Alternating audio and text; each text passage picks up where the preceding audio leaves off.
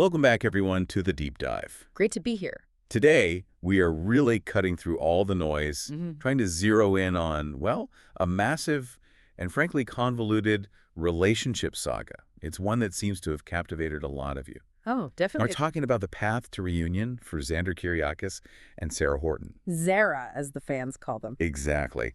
And we've got this pretty dense stack of sources here. They detail some really deep personal drama, a lot of conflicting loyalties. An essential secret. A huge one. That really kind of defines the word toxic, doesn't it? It absolutely does. So yeah, today we are taking on the Zara deep dive. Our mission, really, is to unpack this whole path to their potential reunion. How are we going to do that? By isolating the key moments, dissecting the motivations behind them, and really analyzing the single central lie that just threatens to destroy their future, maybe before they can even get started again. And we really have to start right there, don't we? At the core conflict. Because honestly, it feels like the foundation for everything Xander is doing right now. It is. We're talking about the assault on Xander's brother, Philip Kyriakis. A brutal one. Yeah, brutal is the word. And the sources we've seen, they seem incredibly clear on this point. They are definitive. There's no ambiguity. Xander, the sources say 100% guilty of this attack. 100%.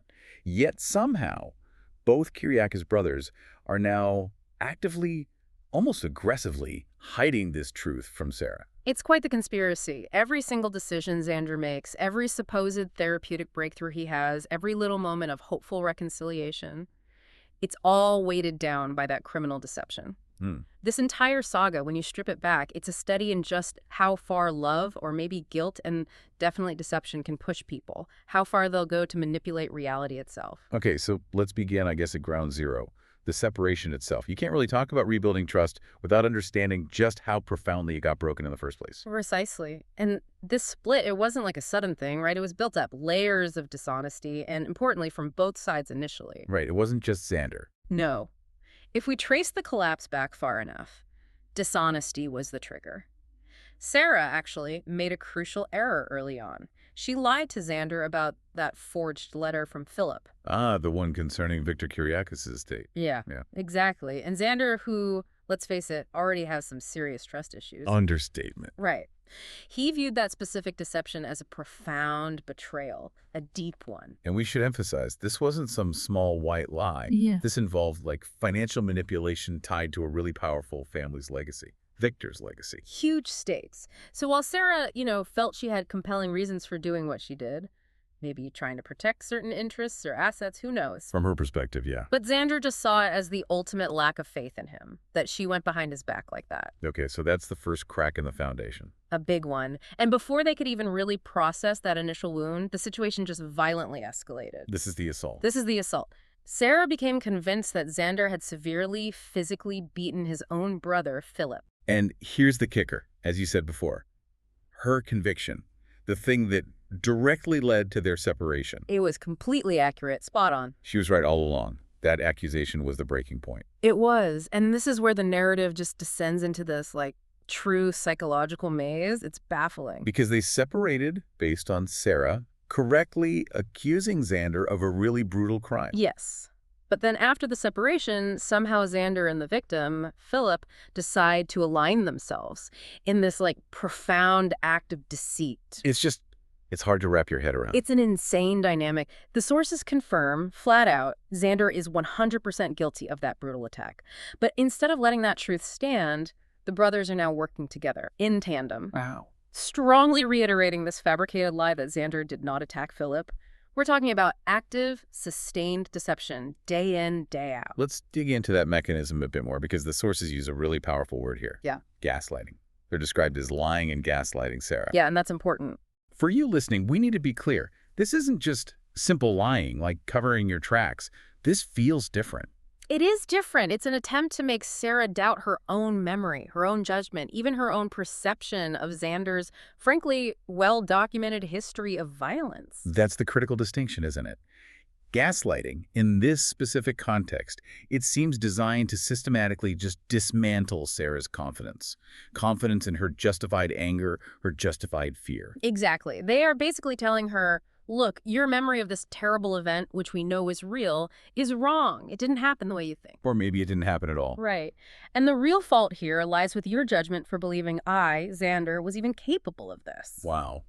So the goal isn't just to conceal the crime anymore, it's to shift the blame for the entire separation completely onto Sarah's supposed lack of faith in him. And maybe the most shocking part, the material suggests this strategy is actually working. It is. The shared lie, this narrative they've constructed, it's starting to sell, as the sources put it. It's gaining traction with Sarah. How is that possible? Well, think about the level of conviction from both brothers, especially Philip, the victim.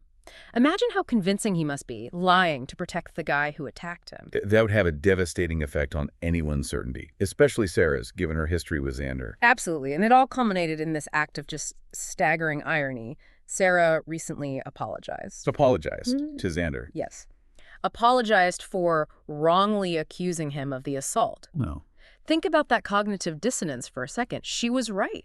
The evidence of her own eyes, her instincts, they were all correct. And yet? And yet, this sustained, powerful lie from both brothers forced her to concede, to back down and apologize to the actual assailant. I just have to pause on that. The psychological weight of that apology. It's immense. The gaslighting worked so effectively that Xander got absolution, forgiveness from the woman he brutally betrayed and lied to.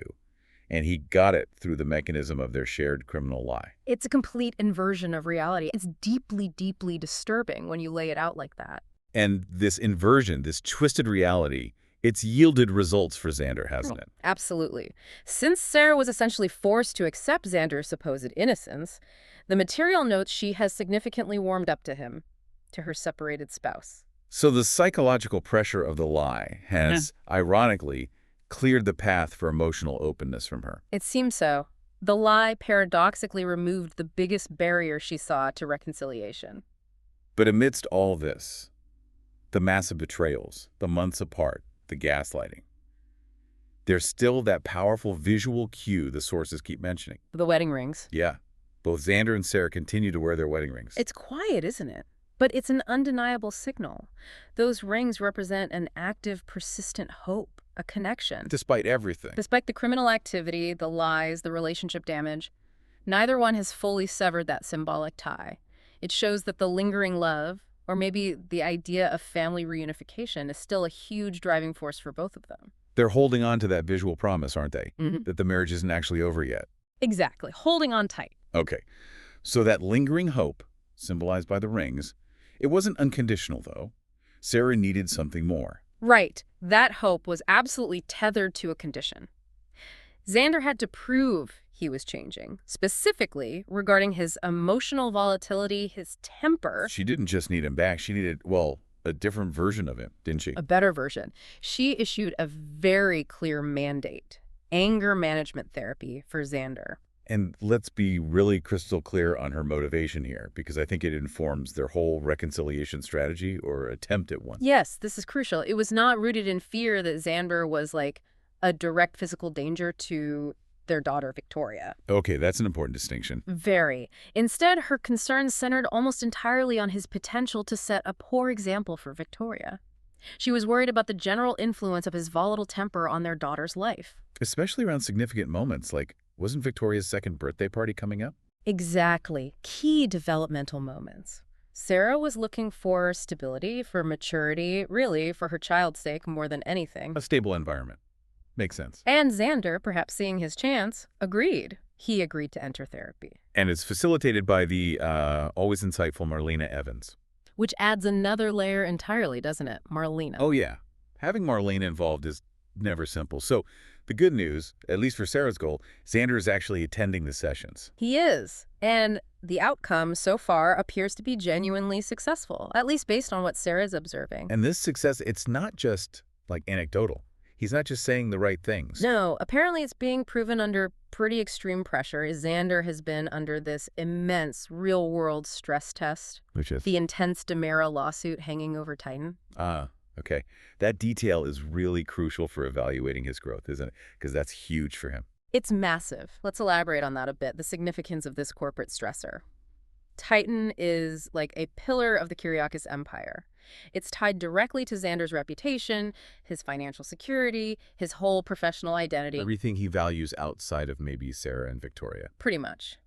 So for someone with his explosive temper, his history of impulsive, often destructive behavior, facing a major lawsuit from the rival Demera family, a challenge that threatens not just his job, but his family's legacy. That is the perfect trigger for one of his classic violent outbursts. Absolutely. Yeah. Historically, corporate pressure, professional setbacks, that has been Xander's primary rage mechanism. When his career or his standing is threatened, he tends to lash out. Criminally, physically. We've seen it time and again. And the Demera lawsuit isn't just about money, it's about an existential professional threat to him. Okay, so he's under this incredible pressure. Yeah. And here's where it gets fascinating. According to the sources, despite this enormous pressure, Xander is actively using the techniques, the breathing, the emotional regulation strategies he's learning from Marlena. Really? He's actually doing it. He's consciously resisting the urge to rage. He's demonstrating significant, measurable growth in his self-control.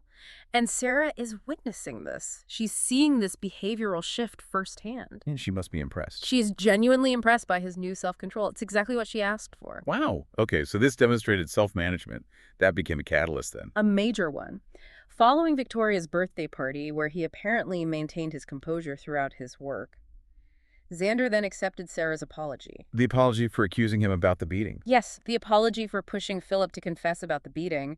That acceptance was key. Why key? Because Xander, in this moment of seeming therapeutic progress and calm, chose to forgive Sarah for an action that was, let's remember, rooted entirely in truth. Right. She was right to push Philip. Of course.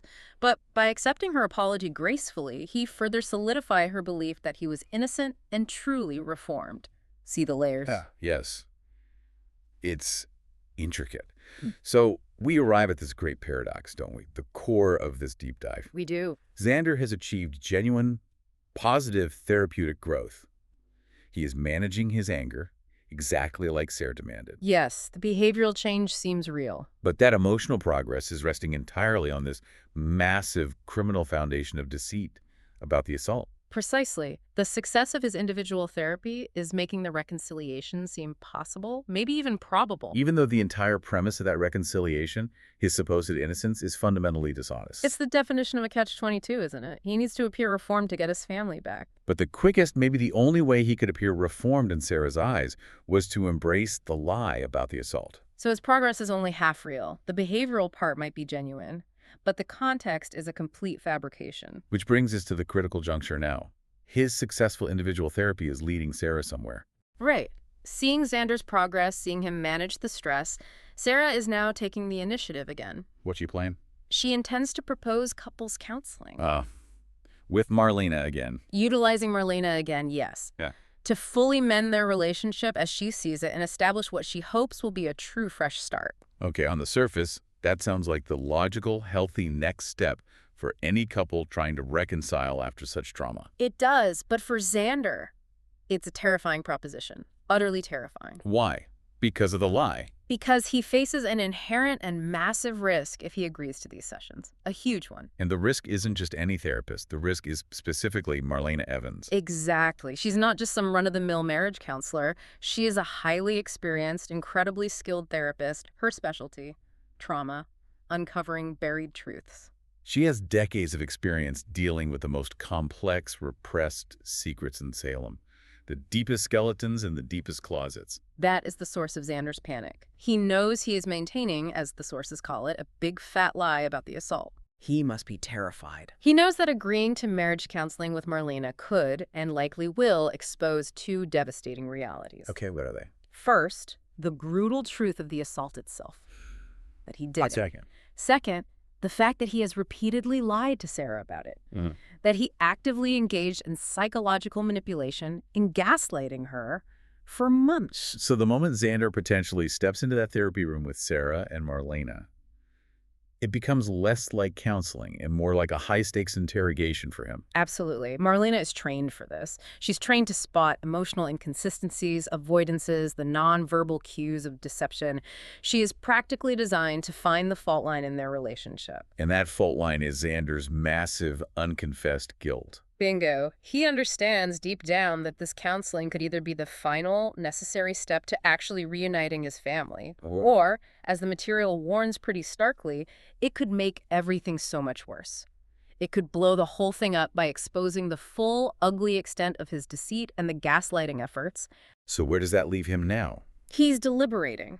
Feeling this immense pressure, he is considering Sarah's proposal for couples counseling. And he has to give her an answer soon. He's expected to provide her with a definitive answer by the end of the week, and that answer, whatever it is, will likely determine the immediate future of their relationship. Okay, we really need to analyze the 3 potential answers he could give, because as you said, each path carries just monumental implications for Sarah, especially now that she's emotionally invested in his supposed innocence. Absolutely. Let's break them down. Path number 1. The simplest, the one Sarah's desperately hoping for. A simple yes, an unconditional agreement. Yes, Sarah, let's do couples counseling. Okay, a simple yes. On the surface, perfect. It signifies commitment, it signifies trust, or at least the appearance of it. It would give Sarah immediate relief, wouldn't it? Reinforce her belief that he's prioritizing their future, their family. Totally. But think about the implications. It almost guarantees delayed, spectacular destruction down the line. How so? If he agrees without confessing the truth about the assault first, he is essentially signing up to try and fool a world-class therapist under the guise of saving his marriage. That seems incredibly risky. And maybe arrogant. Extremely. And when the truth inevitably slips out, whether it's through a therapeutic breakthrough, a slip of the tongue, or some outside force revealing it, the betrayal will be exponentially worse for Sarah. Because it happened within the supposed sanctuary of counseling, the place they were meant to be honest. Precisely. The place she thought they were finally rebuilding on solid ground, the fallout would be catastrophic. Okay, that's the simple yes. What about the maneuver he might try to control the risk? You mentioned a conditional yes. Right. Option 2. He agrees to counseling, but only if they explicitly agree beforehand to exclude the Philip assault incident from all discussions. We can talk about anything else, Marlena, just not that. Exactly. He'd try to build this wall around the truth, attempting to steer the discussion only towards, say, their mutual deceptions over the Victor estate stuff, or maybe his general temper issues, the things he's already working on. But that condition itself, it just screams fear, doesn't it? Absolutely. If he insists on excluding the very event that caused their separation in the first place, it just highlights his profound lack of transparency.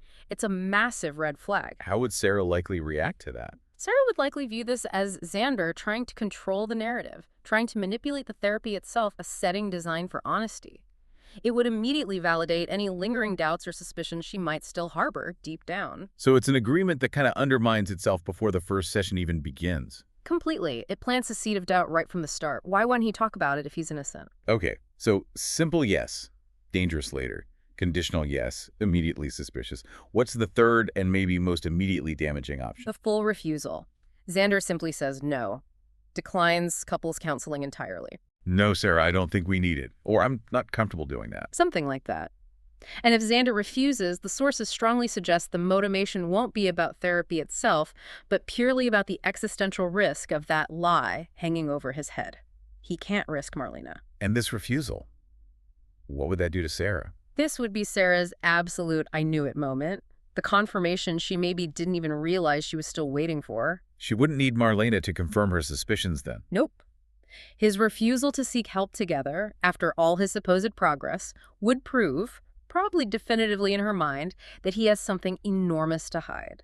It would validate her original, correct accusation about his guilt all along. And the result? Deep hurt, monumental anger, and likely the final, irreversible destruction of the relationship, because she would realize she was right and that she'd been gaslit and manipulated for months based on a lie. The trust would be gone. Forever. So the takeaway here, listening to these options, the only path forward for any kind of genuine success for a real relationship. It seems crystal clear, doesn't it? For Xander to have any hope of a true fresh start with Sarah, the kind she wants, he needs to be open. He needs to be honest. He needs to come clean, as they say. Yeah. About brutally attacking his brother. Yes. Any attempt to restart the relationship without that confession, whether he goes to therapy or not, it's just postponing the inevitable painful crash. It's building on sand. Right, okay. But we can't just discuss this high-stakes dilemma between Xander and Sarah in a vacuum. There are external forces at play. Oh, absolutely. And we cannot ignore the strange, almost pivotal role of some of these external forces, starting with the victim himself, Phil Kyriakis. Philip Kyriakis. His involvement introduces this profound narrative contradiction. It's baffling. He is the victim of a brutal, possibly near-fatal attack by his own brother. Yet he is actively lying through his teeth to Sarah, the woman Xander wants back, to protect his assailant. It's highly illogical behavior on the surface. Completely. But the sources confirm Philip is crucial here. He is described as a key player who will actively assist in mending Xander and Sarah's marriage. Assist. How? Why? Why is the victim sacrificing his own integrity, potentially his own sense of justice, to help the man who nearly killed him reunite with his wife? That is the million-dollar question. The material doesn't explicitly state Philip's deepest motivations, unfortunately, but we can probably extrapolate a bit based on their history. What do you think it could be? Well, it could be some profound sense of maybe misguided sibling loyalty, or perhaps an attempt to protect the Kyriakis family name from yet another massive scandal. That seems plausible, the family closing ranks. Or maybe even something deeper, more complex psychologically, like survivor's guilt, maybe, or regret over their shared, often competitive and damaging past. We don't know for sure. But whatever the specific reason, Philip is choosing family unity, or at least Xander's happiness, over his own personal justice or truth. That seems to be the bottom line. And his commitment to this lie, this protection of Xander, it seems ironclad, especially when you consider the legal history. No minds about that. When Xander was actually arrested for the assault previously, the charges were dropped. Why? Because Philip deliberately told the police a false story. What did he say? He claimed a random stranger assaulted him. He completely derailed the entire criminal investigation himself, intentionally. So given Philip's documented commitment to this protective deception, going so far as to lie to the police, it is highly unlikely he's going to suddenly turn around now and press charges against Xander. No matter how much emotional pressure someone, maybe Sarah or Kate, puts on him, he seems fully committed to seeing this reconciliation through lie and all. Okay, so Philip is paradoxically helping. But not everyone is on board with this bizarre forgiveness pact, are they? Not even close. We absolutely have to bring up Kate Roberts, Philip's mother. Right. Kate represents, in many ways, the unswayable moral conscience in this whole messy scenario, or at least unswayable anger. Definitely anger. Kate would undoubtedly welcome further legal repercussions for Xander. She'd probably be thrilled. She had a long, long history of viewing Xander as volatile, dangerous, maybe even irredeemable. And she would probably love nothing more than to see him spend some serious time behind bars for what he did to her son. Her opposition is a constant moral and potentially personal threat to Xander's freedom, even if Philip himself is protecting him. Do you think Kate's opinion can be swayed by Philip, maybe? Or Sarah, if she reconciles with Xander? Highly doubtful. Her negative opinion of Xander feels like one of the few immovable objects in this landscape. It's doubtful anyone will be able to change Kate's mind. She sees the truth, or at least her truth about Xander, very clearly, regardless of the gaslighting narrative Philip and Xander are spinning. Exactly. And she will likely remain a constant source of tension and always a potential threat to Xander's freedom should Philip ever, for some reason, waver in his protection. Okay, so Kate's an obstacle. Philip's a weird sort of ally. Let's circle back to Sarah's perspective in all this. For her, what's the core issue now? Is it the legal jeopardy Xander might face if Kate pushes? That's a great question. The sources actually clarify this. For Sarah, the core issue isn't really the legal threat, the possibility of Xander being arrested again. So what is it then? Her central conflict now boils down to two things. One, did Xander commit the violent act? And two, perhaps even more critically for their future, has he been lying to her face about it? Especially after she already suffered the pain of feeling betrayed by her own earlier deception about the estate. So it comes back to trust and integrity, not the potential lawsuit or jail time. Exactly. It's about whether he could do that to Philip and then whether he could lie so completely to her about it. That's the heart of it for Sarah. Which makes Xander's position back in that Section 3 with the couple's counseling decision just so devastatingly difficult. It is. He is stuck, truly stuck, in that profound catch-22 we talked about. To truly salvage their relationship, to have any hope of rebuilding real trust, he needs honesty. He needs to confess the assault, probably in therapy, to secure that potential true fresh start built on transparency. But doing so risks immediate, massive consequences. Sarah's reaction, legal fallout. Or the alternative. He maintains the lie. He avoids therapy or tries to control the sessions if he goes. He protects the secret. But runs the huge risk that his refusal or his defensiveness in therapy will just confirm to Sarah that she was right about him all along, which destroys the relationship anyway. Exactly. It is guaranteed high-stakes drama however he plays it. There's really no easy way out for him that preserves both the relationship and the lie. Wow. Okay. But despite all these seemingly insurmountable obstacles, the corporate stress, the criminal lie itself, Jake's moral opposition, this massive catch-22 with therapy, the source material actually provides a pretty clear-cut prediction for the long-term emotional outcome, doesn't it? It does, and it's quite definitive. Xander and Sarah are expected to reunite by the holidays. By the holidays. That prediction is, well, it's immensely significant given everything we've just laid out. It really is. It suggests that despite the absolute gravity of the assault, the depth of the deceit, the inherent risks, something works. They find a way back together. So what does that imply? How do they get there? Well, it implies one of a few things must happen. Either Xander successfully navigates couples counseling without being exposed. Meaning his therapeutic progress and maybe his capacity for deception are stronger than even Marlena's scrutiny? It's possible. Or perhaps Philip's active assistance and influence are just overwhelmingly effective. Maybe Philip somehow convinces Sarah to move past the issue, even without full honesty from Xander. Or maybe some combination of both. Xander shows enough change, Philip smooths things over. That seems plausible too. The point is the reunion itself is forecast as almost guaranteed, but the foundation upon which that reunion is built, well, that remains highly, highly questionable. Okay. This has been a truly extensive deep dive, hasn't it, into the high cost of emotional truth, or maybe the high cost of avoiding it. Definitely. A lot to unpack there. So let's try to briefly recap the core tension that you, our listener, should probably take away from all this. Okay.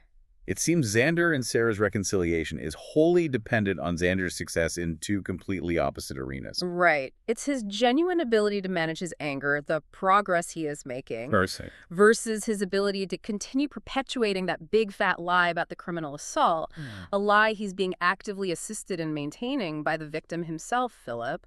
It's progress versus deception. And the lasting takeaway here, maybe, is just how profoundly external forces like Philip's intervention and therapeutic progress, even when it's kind of built on deceit, can rapidly override these really deep-seated, painful conflicts, like violence, betrayal. Yeah, it's almost frightening how quickly things can shift. And that enduring presence of love, or at least attachment, symbolized by those wedding rings we keep mentioning, that provides the emotional momentum, doesn't it? It seems to allow these shifting perceptions, maybe Sarah wanting to believe the best, and the external manipulation from Philip, to somehow fix issues that logically you'd think should be insurmountable. Absolutely. We are basically watching this dramatic race unfold. Is it going to be love conquering the truth, even an ugly truth, or will the truth finally bubble up and destroy any potential for reconciliation? It seems like a collision course. It does. But given that source prediction we just discussed, the one stating Xander and Sarah will reunite by the holidays.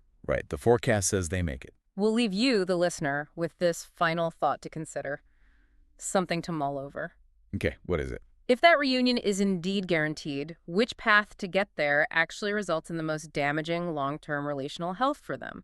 Is it worse if Xander refuses the couple's therapy session entirely to protect the lie? Which would confirm to Sarah she was right, destroying her trust forever, even if they somehow get back together later. Exactly. Is that worse? Or is it worse if Xander attends therapy, feigns emotional transparency, maybe even fools Marlena, and successfully conceals the criminal truth from both of them? Thereby building their reunited family entirely on a foundation of professional deception and successful gaslighting. Which poison is worse in the long run? That's the question to ponder.